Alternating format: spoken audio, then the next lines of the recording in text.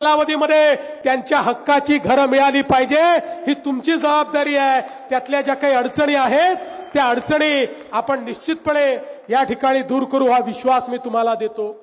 खरं म्हणजे हे सामान्य माणसाचं सरकार आहे, सामान्य माणसाकरता विचार करणारं सरकार आहे।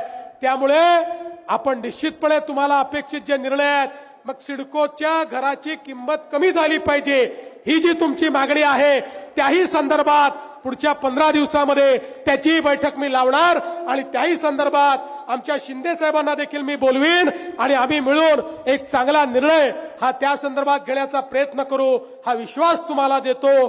पुन्हा एकदा कैलासवासी आमदार अण्णासाहेब पाटील यांच्या चरणी नतमस्तक होतो, या माथाडी चळवळीला शुभेच्छा देतो आणि माझं बोलणं संपवतो। धन्यवाद। जय हिंद, जय महाराष्ट्र। मुख्यमंत्री देवेंद्र फडणवीस यांचं भाषणाचं थेट प्रक्षेपण एका कार्यक्रमामध्ये सहभागी झाल्यावर त्यांनी माथाडी कामगारांच्या प्रश्नांसंदर्भात भाष्य केलं।